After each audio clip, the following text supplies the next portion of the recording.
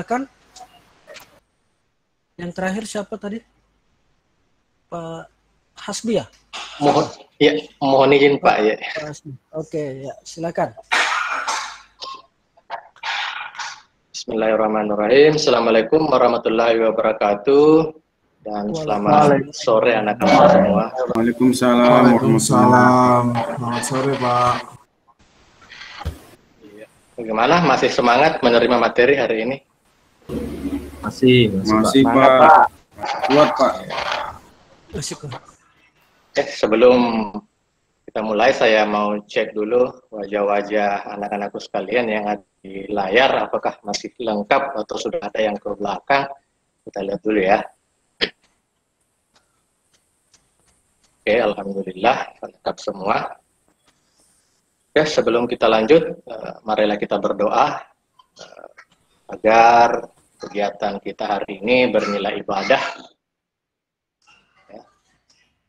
Kepada ketua kelas, Pak Eko, silahkan pimpin doa dulu sebelum kita mulai.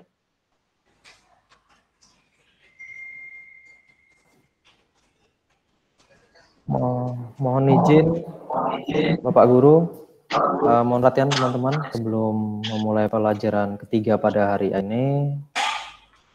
Marilah kita berdoa. Berdoa dimulai.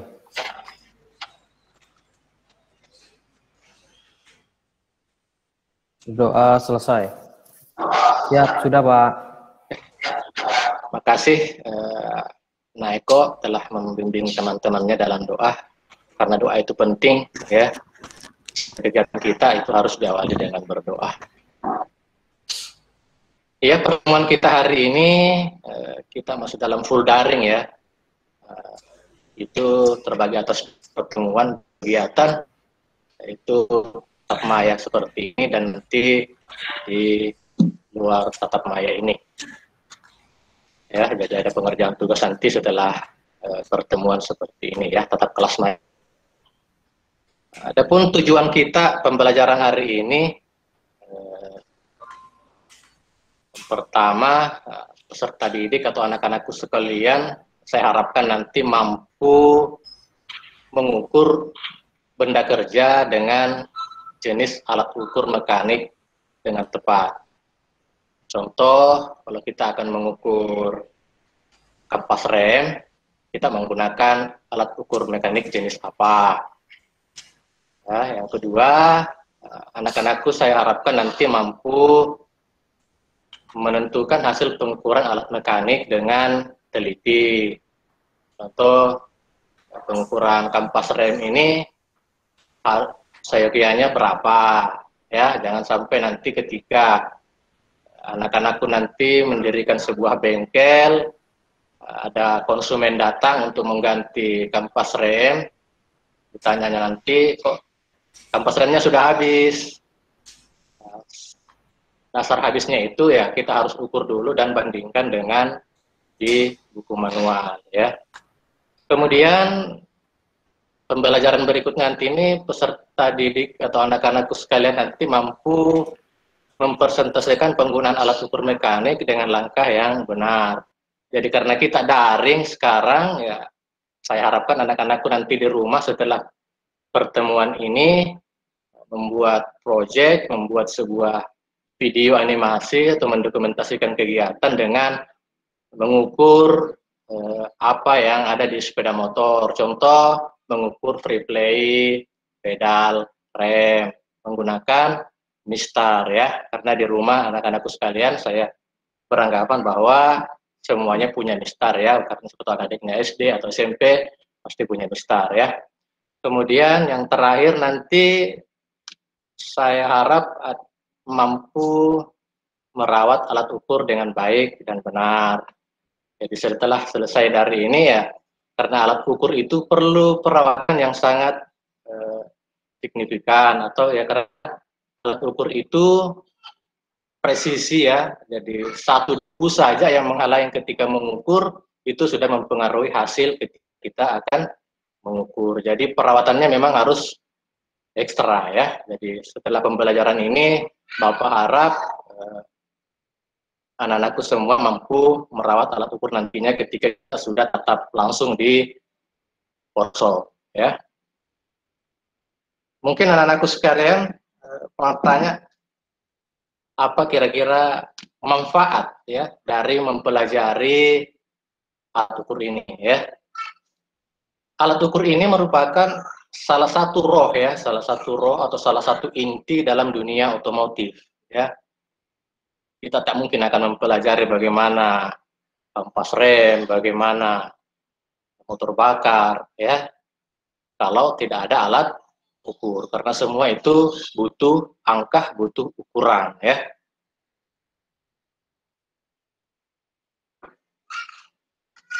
Jadi itu tadi kegiatan kita, ya. Saya harapkan nanti kita bisa memahami 4 itu, ya.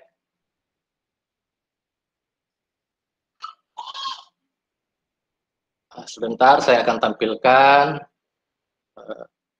secara singkat, ya, pemaparan materi tentang mekanik ini. Tapi di tampilan media ini mungkin hanya garis-garis besarnya saja, ya. Nanti anak-anakku sekalian lebih inti kalau mau menemukan semuanya silahkan masuk ke Classroom nanti, ya.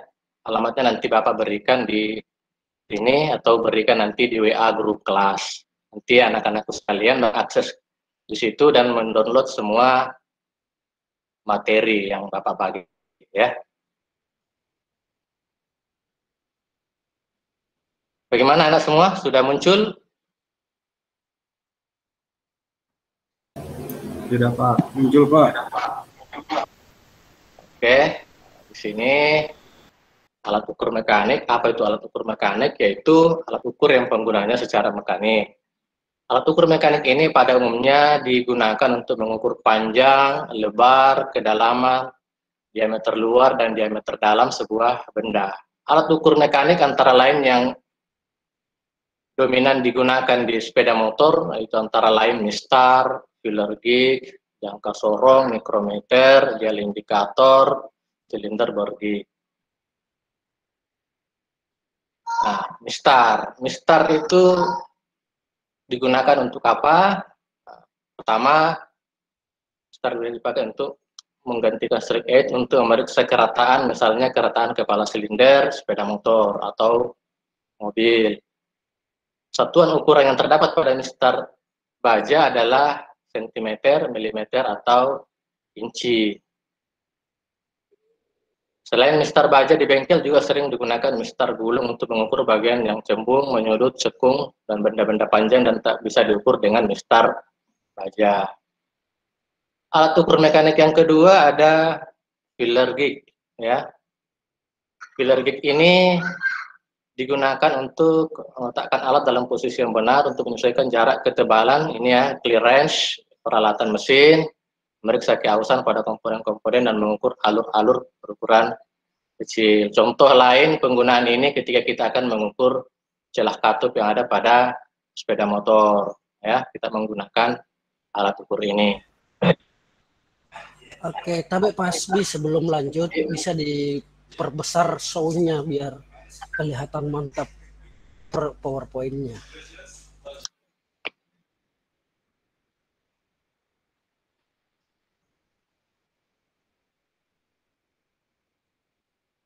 Oke, mantap. Mantap. Siap. Kemudian cara penggunaan dari filler gauge ini, ya, bersihkan tangan Anda, filler gauge komponen yang akan diukur sebelum melakukan pengukuran, adanya kotoran, oli, dan lain-lain akan menyebabkan pengukuran tidak akan maksimal. Apabila satu bilah filler gauge masih belum cukup untuk pengukuran, gabungkanlah 2 atau berapa bilah sesuai dengan kebutuhan. Kemudian sisipkan thickness gauge pada celah komponen dengan berhati-hati dengan membengkokkan atau merusak gauge. Bila filler gauge sudah rusak, maka harus dibuang dan diganti dengan yang baru. Nah, di sini perawatan memang sangat perlu untuk penggunaan alat ukur ini. Alat ukur ini memang sensitif, kalau digunakan di bengkel itu ini yang paling sering diganti, ya. Sering dibeli baru, ini yang paling sering, karena ketika penggunaan ini salah, dipaksa, nah, maka presisi dari alat ukur ini akan berubah. Nah, jadi perlu perawatan yang ekstra. Nah, kemudian alat ukur mekanik yang ketiga yang sering kita pakai di bengkel sepeda motor yaitu ada vernier caliper atau orang biasa bilang jangka sorong. Jangka sorong atau vernier caliper ini adalah perkakas presisi yang digunakan dalam pembuatan inspeksi dan perbaikan komponen-komponen kendaraan. Jangka sorong digunakan untuk mengukur jarak-jarak atau bagian dalam dan luar yang kecil secara akurat. Jangka sorong dapat digunakan untuk mengukur jarak, adapun 3 hal yang dapat diukur jangka sorong yaitu ketebalan, jarak bagian luar benda, kemudian diameter, jarak ke bagian dalam lubang benda, dan kedalaman atau suatu lubang. Jadi alat ukur ini mempunyai 3 fungsi utama, ya, mengukur diameter luar. Ketika ingin mengukur kepala silinder, diameter luarnya kita menggunakan alat ukur ini, kemudian diameter dalam, kemudian kedalaman, ya. Perawatan apa yang sering dilakukan terhadap jangka sorong? Karena ini merupakan alat ukur yang perlu perawatan yang ekstra juga, ya. Bersihkan jangka sorong dan benda yang akan diukur dari debu partikel pada permukaan rahang pengukuran, ya. Sebelum digunakan, pastikan skala Nanius dapat bergeser secara bebas dari angka 0 pada kedua skala bertemu dengan tepat atau segaris. Sebelum digunakan, pastikan mur pengunci telah dikendorkan sebelum digunakan untuk pengukuran. Letakkan jangka sorong pada posisi rahang penukaran tertutup dengan untuk menjaga rahang agar tidak bengkak apabila tertimpa suatu benda bengkok, ya. Tempatkan kembali jangka sorong yang telah digunakan pada tempatnya dan jangan saling bertumpukan. Jadi perawatan untuk jangka sorong ini karena alat ukur inilah dari sekian alat ukur mekanik ini yang paling sering digunakan di sepeda motor. Ya, baik di bengkel-bengkel konvensional di luar itu alat ukur ini yang paling sering digunakan. Penggunaannya itu juga ya, kalau nanti kita di workshop ada job sheet yang harus diperhatikan ketika menggunakan alat ukur ini, karena biasa yang ketika rusak itu anak-anak terus kalian biasanya belum dibuka mur pengunci sudah ditarik, ya. Ini biasa membuat jangka sorong cepat rusak. Cara membacanya, dikitlah benda kerja yang diukur, cari angka pada skala utama yang telah dilewati oleh angka 0 dari skala Nonius. Kemudian jika 0 skala tidak tepat dengan skala utama, lanjutkan langkah berikutnya. Cari garis dari skala Nonius yang lurus dengan skala utama. Kalikan jumlah strip Nonius dengan nilai teliti-ketelitiannya sebagai pecahan dari skala utama. Ya, jangka sorong juga ini nak, ada beberapa ketelitian, ada 0,02, ada juga 0,05. Contohnya ini, ya, contoh hasil pembacaan pengukuran benda kerja, ya. Kita mengukur sebuah mur, hasilnya seperti ini. Ketika angka 0 Nonius melewati 24 mm, skala Nonius yang lurus dengan skala utama adalah 7 atau 14 strip, ini ya. Hasil ukurannya adalah 24,7 mm. Dari dikonversi ke sentimeter, di hasilnya menjadi 2,47 cm.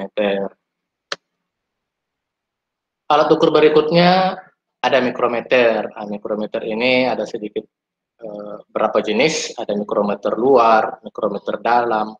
Untuk mengukur kedalaman ada mikrometer dalam, ya. Kemudian ada mikrometer digital, ya. Fungsi mikrometer secara umum, fungsi mikrometer skrup ini sering digunakan untuk mengukur diameter atau ketebalan sebuah benda yang memiliki ukuran kecil. Seperti sudah sedikit dijelaskan sebelumnya, alat mikrometer ini memiliki kepresisian lebih dari 10 kali lipat dari jangka sorong, sehingga tidak heran jika mikrometer dapat dipakai untuk mengukur benda yang lebih kecil atau tepatnya dari ketelitian 0,01 mm. Nah, dalam pengukuran itu, jika merasa ragu menggunakan mistar geser atau vernier caliper, kita bisa menggunakan mikrometer karena ketelitiannya ini lebih dari mistar insert atau mistar geser. Perawatannya saat merenggangkan atau merapatkan spindle, lakukan dengan cara memegang kerangka dengan tangan kiri dan memutar timbal dengan ibu jari dan telunjuk, jangan sebaliknya. Apabila hendak melakukan pengukuran di lapangan, pastikan telah membawa karton atau kertas sebagai tempat untuk meletakkan mikrometer. Jangan meletakkan mikrometer sembarangan karena partikel sekecil apapun yang masuk ke permukaan akan mempengaruhi ketelitian pengukuran yang dilakukan. Mikrometer tidak boleh terjatuh dari ketinggian berapapun. Apabila terjatuh, kerangka mikrometer tidak dapat terdistorsi yang akan mempengaruhi ketelitian pengukuran. Berikan pelumas berupa oli pada bagian ulir agar ulirnya bebas dari korosi sehingga timbal dapat berputar secara lancar. Pada mikrometer disimpan harus dengan permukaan yang renggang. Jadi perawatan mikrometer tidak kalah sensitifnya dengan perawatan yang dilakukan di mistar geser ya. Tidak boleh jatuh ya dan lain sebagainya. Dan itu akan mempengaruhi hasil pengukuran berikutnya. Contoh pembacaan mikrometer di atas garis ya, ini ada 1, 2, 3 ya. Kemudian di bawahnya ini bernilai 0,50 dan skala timbalnya menunjukkan angka 34. Jadi hasilnya pembacaan akhir adalah 3,83. Alat ukur berikutnya adalah dial indikator. Dial indikator digunakan untuk mengukur dimensi-dimensi dan gerakan-gerakan kecil untuk memastikan apakah permukaan yang rata atau bundar dalam keadaan mulus dan untuk memastikan apakah permukaan tersebut sejajar. Perawatannya, hindari dial indikator terjatuh karena selain merusak unit, mekanisme dalam dial indikator dapat mengalami gangguan bahkan mengalami kerusakan. Simpan dial indikator di tempat yang aman dan jauh dari jangkauan anak-anak. Alat ukur ini biasanya digunakan untuk mengukur keolengan. Contoh piringan cakram ya. Di piringan cakram kita biasa ukur pakai ini, dia oleng apa tidak ya. Kemudian alat ukur yang terakhir ini ada dial Borgig. Dial Borgig ini merupakan alat yang berfungsi untuk mengukur diameter bagian dalam silinder, lubang kedudukan poros dan komponen lainnya secara teliti. Ujung pengukuran ini dapat bergerak bebas dan jumlah gerakannya ditunjukkan oleh dial indikator. Perawatannya, perawatan dial Borgig harus dipasang pada tangkai dalam bentuk posisi sejajar dan tegak lurus terhadap ujung pengukur dalam kira-kira setengah lingkaran. Periksa bahwa jarum dial Borgig bergerak bila Anda menekan ujung pengukur. Pilihlah replacement rod dan washer ukurannya sesuai dengan diameter kasar yang akan diukur.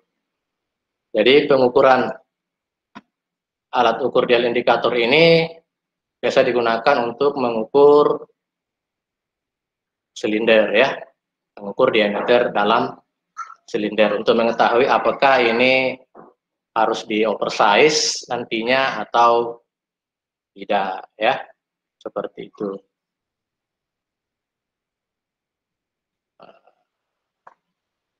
Untuk tadi secara singkat pemaparan materi dari Bapak ya tentang alat ukur mekanik yang sering digunakan di sepeda motor ya. Untuk materi lengkapnya kembali saya ingatkan, silahkan dibuka nanti Google Classroom, di dalam situ nanti ada materi secara lengkap tentang dari semua alat ukur ini. Oke, sebelum kita lanjut lagi ada yang ingin ditanyakan dulu? Silahkan.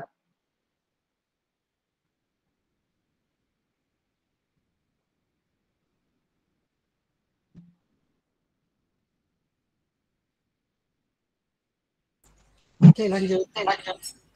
Oke, kalau tidak ada berarti apa yang menanya ya. Ketika berarti anak-anak setelah memperhatikan pemaparan Bapak berarti proses mengerti semua ya. Jadi nanti Bapak yang bertanya ya. Coba Pak Marsudi kira-kira alat ukur apa yang digunakan ketika kita akan mengukur sebuah velg pada sepeda motor. Ya, alat ukur apa yang digunakan untuk mengetahui alat ukur bahwa velg ini bagus gitu. Silakan Pak Marsudi, silakan Pak. Ya Pak, kalau menurut saya Pak, karena pelek itu dia lingkaran, berarti yang cocok untuk mengukur dia punya olengan mungkin dial Pak, dial indikator Pak. Oke, jawaban yang luar biasa dari Nak Marsudi ya. Cocok sekali apa yang aku katakan, bahwa alat yang digunakan untuk mengukur pelek itu ketika keolengannya, maka yang diukur menggunakan alat dial indikator. Selain itu, alat ukur lain apa yang bisa digunakan ketika kita mengukur pelek selain dari menggunakan keolengan? Coba Nak Ruli, alat ukur apa kira-kira lain yang digunakan untuk mengukur pelek ya? Seperti spesifikasi Pak, dial indikator Pak, untuk mengukur keolengan dari pelek. Kalau untuk mengukur lebarnya pelek, Nak, kira-kira kita menggunakan apa yang bagus di situ? Untuk lebar pelek bisa pakai jangka sorong, bisa pakai itu Pak, mikrometer Pak. Tergantung nanti mikrometernya berapa. Gitu Pak. Terima kasih Pak. Oke, terima kasih Pak Naruli. Ternyata memperhatikan materi Bapak ya. Benar sekali bahwa yang digunakan untuk mengukur lebar dari pelek itu kita bisa menggunakan mistar geser atau menggunakan mikrometer ya. Tentunya mikrometer yang digunakan ini mikrometer yang size-nya lebih besar dibanding pelek ya. Yang lain Nak, misalnya ada yang ingin bertanya? Tanya Pak. Ya, silakan Nak. Apa semua alat ukur itu harus langsung dipakai atau apa ya istilahnya, dikalibrasi gitu Pak? Iya, pertanyaan yang luar biasa dari Nak Ruli. Mungkin ada teman-teman Nak Ruli lain yang bisa memberikan jawaban tentang pertanyaan Nak Ruli, mengatakan apakah alat ukur itu langsung digunakan gitu. Nah, Hendra, siswa yang tercerdas di sini, bagaimana?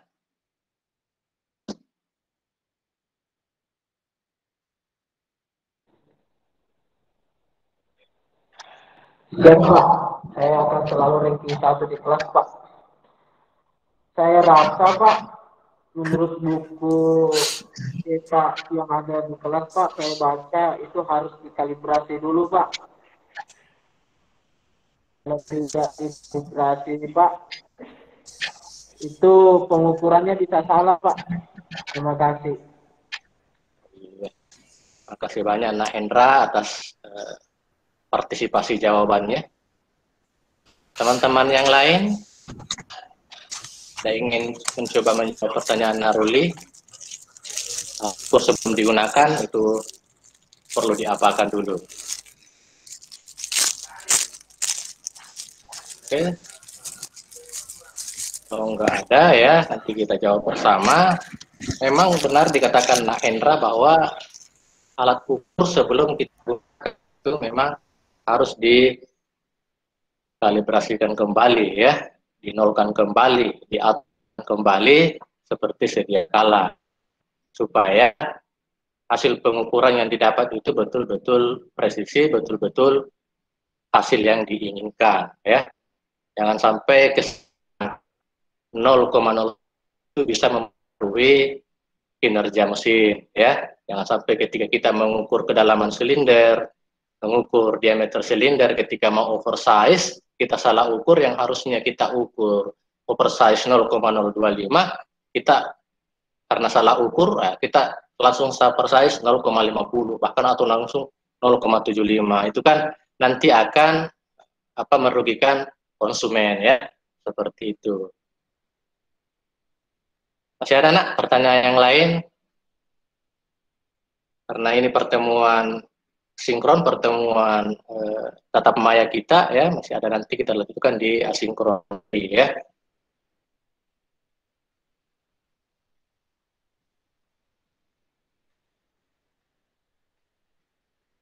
Oke, dilanjut saja Pak Hasbi. Waktu ini yang di Indonesia Timur udah mulai maghrib. Oke, siap.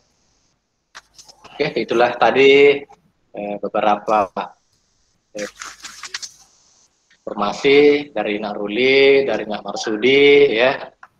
Jadi kesimpulan kita hari ini adalah bahwa pengukuran itu sesuatu yang harus bisa dipahami oleh semua pelaku teknik, semua anak-anak teknik itu wajib mengetahui semua cara penggunaan alat ukur ini, ya. Sambil menambah informasi lain ke semua, ya. Siapa tahu semoga masih punya kuota nanti ketika jam-jam istirahat atau di malam hari, silahkan browsing mencari tentang cara penggunaan alat ukur ini ya, mencari dari berbagai sumber itu lebih bagus dibanding mencari dari satu sumber saja ya, karena apa yang disampaikan Bapak belum tentu 100% benar ya, jadi paling tidak mendekati itu ya, jadi bisa mencari di informasi-informasi lainnya ya. Sebelum saya akhiri pertemuan ini, saya akan melihatkan tugas dulu karena bagaimanapun juga anak harus dinilai ya nantinya ya. Di classroom itu sudah ada LKPD yang nanti Bapak nanti enak download ya, lihat di situ. Kemudian ada perintah di situ untuk membuat dokumentasi ya. Jadi tugas proyeknya nanti ini setelah selesai dari pertemuan ini ya, anakku sekalian memperhatikan motornya di rumah, jika ada motor di rumah, jika tidak ya silahkan ke teman yang punya motor berkelompok ya untuk mengukur free play dari rem sepeda motor ya, baik tuasnya, baik handle-nya ya, handle kopling, handle rem dengan tuas rem yang di bawah atau rem apa lagi rantainya ya, free play-nya kita lihat semua ya, kita ukur, kita videokan dan kirimkan di Classroom, atau kalau tidak di Classroom silahkan WA pribadi Bapak atau Messenger Bapak, nanti Bapak periksa di situ, ambil di situ. Tapi jangan lupa tulis namanya ya, yang lengkap dan kelasnya. Oke, mungkin itu saja pertemuan kita hari ini. Nah, sebelum kita tutup ya, alangkah baiknya kita berdoa bersama ya. Untuk doa terakhir ini biar Bapak sendiri yang pimpin ya. Kita berdoa dengan keyakinan bahwa kita masing-masing. Berdoa dimulai. Doa selesai. Oke, anak-anakku sekalian tetap jaga kesehatan ya. Karena masih masa pandemi ya. Oke, itu dari Bapak. Sekian dan terima kasih. Assalamualaikum warahmatullahi wabarakatuh. Waalaikumsalam warahmatullahi wabarakatuh. Baik, terima kasih. Waalaikumsalam warahmatullahi wabarakatuh. Oke, baik. Terima kasih Pak Hasbi atas presentasinya. Selanjutnya masukan dari bapak-bapak sekalian, teman-teman sekalian, untuk Pak Hasbi, silakan. Siapa yang mau pertama memberikan masukan? Silakan Pak. Sedikit Pak dari saya Pak. Ya Pak Ruli, oke silakan. Ya. Untuk yang tadi tidak dijelaskan secara detail cara penggunaan untuk semua alat ukur. Alangkah lebih baiknya itu penggunaannya divideokan Pak. Terima kasih, itu saja Pak. Oke, makasih. Ya, yang lainnya?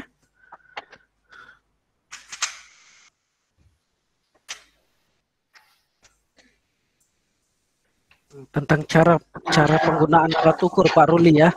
Nah, dicatat Pak Hasbi. Ya. Oke, yang lain silahkan.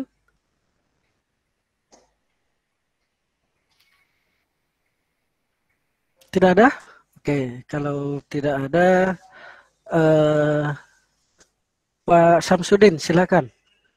Oke, Baik, masukannya, Pak. terima kasih atas kesempatan yang diberikan. Baik, untuk memberi masukan saran kepada Pak Muhammad Hasbi, pertama-tama saya ucapkan ya luar biasa proses pembelajaran yang dilakukan oleh Pak Hasbi. Mengenai kegiatan pembelajaran ini yang pembukaan atau pendahuluan itu sudah terisi semua isi di dalamnya, cuma perlu pada awal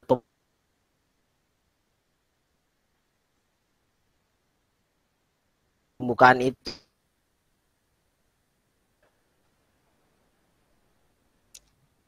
Putus-putus suaranya. Ya. Berbagai jenis alat ukur sebelum masuk di kegiatan ini. Ya. Jadi sebelum masuk di kegiatan inti, kita tunjukkan benda asli dari alat ukur itu untuk menarik perhatian, memusatkan perhatian kepada peserta didik. Yang lain sudah baik semua tadi, mulai dari pemberian motivasi, penyampaian tujuan pembelajaran. Itu Pak, untuk kegiatan pendahuluan. Berikutnya untuk kegiatan inti, penyampaian materi. Untuk media pembelajaran, kalau kita bandingkan dengan Pak Marsudi tadi, mungkin untuk media pembelajaran yang disampaikan oleh Pak Hasbi ditingkatkan lagi Pak, ditambah. Mengenai slide-nya itu, kalau bisa ada link video. Jadi dari link video itu apa berupa ditampilkan video slide itu berupa gambar yang lebih jelas, atau dimasukkan di situ flash player. Ada aplikasi itu Pak, ketika ada gambar ditunjukkan baru siswa ditanya di situ, baru setelah kita klik untuk jangka sorong ya Pak ya, itu nanti dia muncul angka benar apa salah. Jadi medianya Pak masih perlu ditingkatkan, dihubungkan dengan video flash player tentang cara penggunaan alat ukur seperti yang dipertanyakan tadi Pak Ruli. Berikutnya, tadi di materi juga masih perlu ditambah mengenai jenis jangka sorong atau vernier caliper atau sigmat. Tadi satu gambar saja saya lihat yang standar. Vernier caliper itu atau jangka sorong sudah ada juga yang digital Pak. Ada yang digital, ada yang manual yang pakai kayak dial itu Pak. Ada jarum penunjuknya. Itu ketelitiannya juga 0,01. Ya. Berikutnya untuk itu materi. Kemudian di perawatan. Ya. Di perawatan itu perlu ditambahkan di situ Pak, terutama yang Bapak sampaikan bahwa yang sering terjadi sering diganti itu adalah filler gauge. Ini penyebutan filler gauge ini Pak, mulai saya sekolah STM bervariasi. Ada yang sampaikan guru saya dulu itu filler gauge, ada yang sampaikan filler gauge ya. Jadi macam, tapi semuanya itu. Saya Satu tujuannya. sampaikan sama semua saja, iya. Dalam penyebutannya ya, filler gig. Pertama saya terima itu filler gig, ya. Di perawatan filler gig ini yang sering rusak memang berkarat Pak, karena kita tahu bahwa tangan kita itu mengandung asam. Jadi begitu kita pegang berkarat itu, bahkan melengket kita punya bekas jari tangan di situ di filler gig, iya, sidik jari. Itu biasa terlupakan dalam hal perawatan. Di situ di slide-nya Pak Hasbi diberi pelumas Pak, dibersihkan dulu, dilap, baru diberikan pelumas. Karena kapan setiap praktik terlupakan itu langsung berkarat itu Pak. Jadi tapi dipengaruhi juga dengan kualitas alat ukurnya itu. Kalau bukan yang stainless full biasanya langsung berkarat Pak. Itu perawatan itu dalam penyampaian ke peserta didik. Kemudian berikutnya video, ya. Jadi yang terlewatkan tadi ketika masuk kegiatan inti, Pak, memang sebaiknya ada penayangan video. Jadi dari video itu diamati oleh peserta didik. Ataukah di situ di slide-nya ada dimasukkan link menggunakan alat ukur vernier caliper atau menggunakan alat ukur dial indikator atau silinder Borgig, cara penggunaannya, Pak. Nah, itu lebih mantap. Untuk kegiatan penutup ya sudah terangkum semua. Saya lihat mulai menyimpulkan materi, memberikan tes kepada anak-anak, tugas, kemudian terakhir memberikan arahan kegiatan lanjut dari pembelajaran. Jadi diarahkan ke Google Classroom. Ya, saya kira itu, Pak. Saya kembalikan ke Pak dosen untuk masukan dari presentasi dari Pak Hasbi. Oke, baik. Terima kasih Pak Syamsuddin atas masukannya. Ya, sudah dibahas tuntas ya masukan dari untuk Pak Hasbi.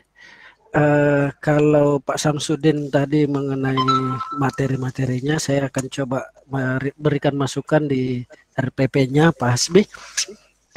Ya, untuk RPP tujuan sudah dibahas, ya sudah dijelaskan di awal-awal, di pembukaannya juga untuk persepsi, kemudian materi sudah dibahas, cuman tadi videonya ya yang kurang. Oke. Saya lanjut ke metode pembelajarannya, metode dan pendekatan. Ini project based learning. Kalau project based learning itu tentunya ada aktivitas mengukur, PASB ya, entahkah diberikan suatu benda atau apa yang diukur oleh siswa. Nah, kalau daring, modelnya tugas tadi seperti tadi yang dikatakan Pak Hasbi, ada disuruh cari motor apa, entah apanya yang diukur ya. Nah, itu sudah cukup. Cuman nanti siswanya harus memvideokan ya. Ada videonya. Nah, itu. Tapi punya juga alat ukur, Pak. Ya, itu yang jadi kendala. Ya, apakah siswanya apakah siswanya memiliki alat ukur atau seperti apa? Nah, ini yang jadi pertanyaan Pak Hasbi. Betul. Kalau proyeknya tadi disuruh cari, kalau enggak punya motor cari motornya temannya, tetangganya. Nah, alat ukurnya seperti apa? Nah, ini yang jadi pertanyaan Pak Hasbi. Ya. Nah, jadi mungkin ke depannya, karena kalau di uji komprehensif uji komprehensif nantinya ini betul-betul yang logik ya, yang logis, masuk akal, model pembelajarannya daring tapi project kemudian model pembelajarannya project based learning. Project yang dihasilkan siswa apa? Alatnya memungkinkan tidak?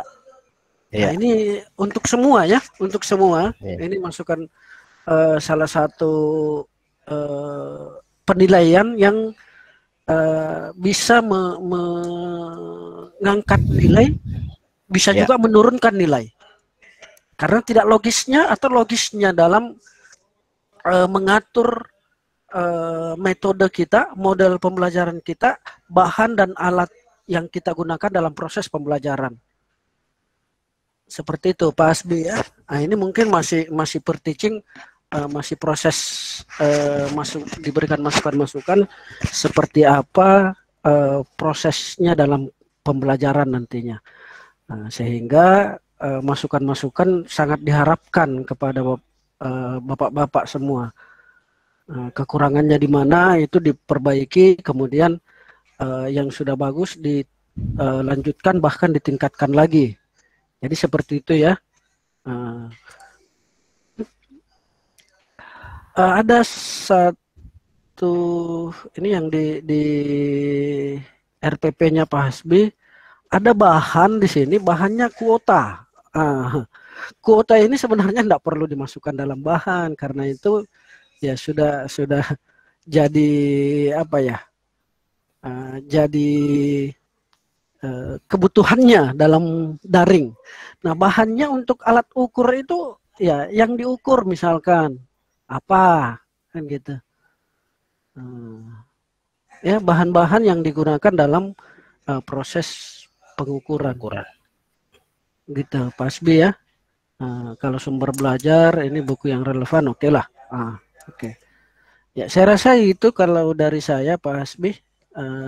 Dan yang lainnya saya harapkan bisa mencermati setiap masukan-masukan teman-teman. Ini kira-kira punya saya, RPP saya sesuai tidak dengan masukan-masukan yang sudah gitu. Jadi untuk besok ya sebisanya RPP yang digunakan ini sesuai dengan apa yang disampaikan ya dalam proses pembelajaran. Nah, karena ada beberapa yang berbeda antara RPP-nya dengan proses pembelajarannya. Karena kita harus sinkronkan di instrumen ini ada sinkronisasi antara apa yang disampaikan proses pembelajaran dengan RPP-nya.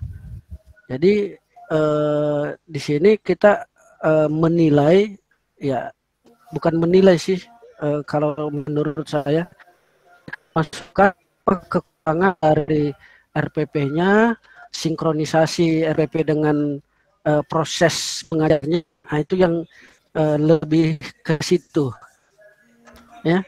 Jadi silahkan Bapak Ibu bisa mengomentari sendiri lah ya, bisa melihat sendiri kekurangan-kekurangan dari masing-masing RPP dan proses pembelajarannya. Seperti itu Bapak Ibu ya, Bapak-bapak sekalian. Ya, baik.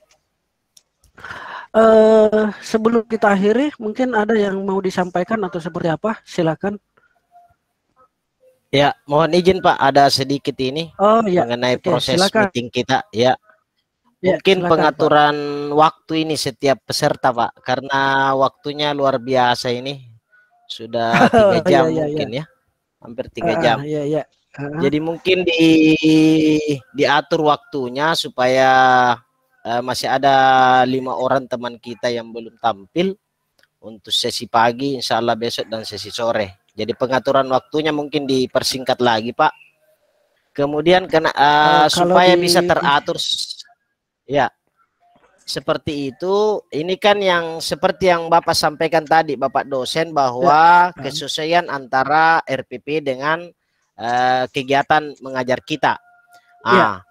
Setelah sudah sesuai, kegiatan pembelajar kita yang perlu diperhatikan adalah itu tadi, langkah-langkahnya Pak, mulai dari pembukaan, kegiatan awal, kegiatan inti, kemudian penutup, seperti itu.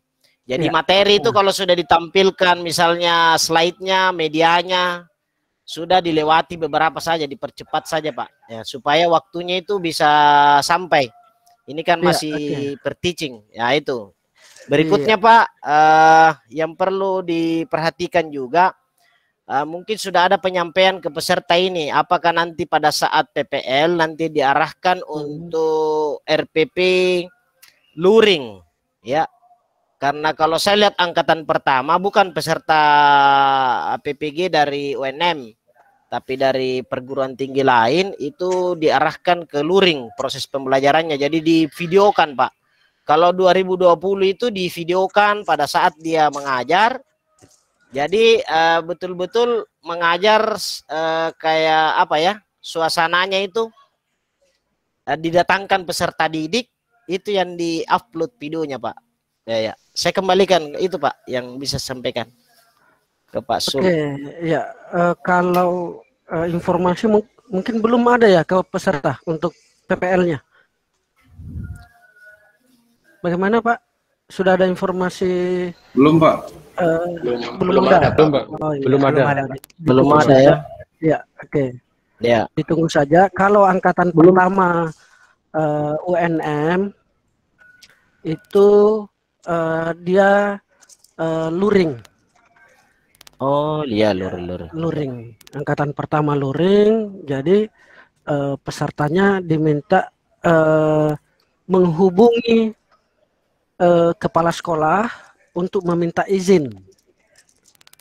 Meminta izin, tidak mesti semua juga, tidak mesti semua siswa hadir. Karena ini waktu libur kan. Kecuali nanti pada saat PPL-nya masuk sekolah, itu harus sesuai gitu. Iya, sesuai jadwal. Ya, sesuai betul. jadwal.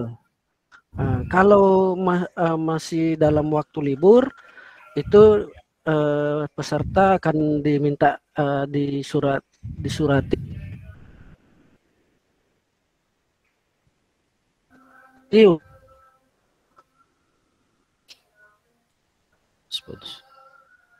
Untuk bermohon kepada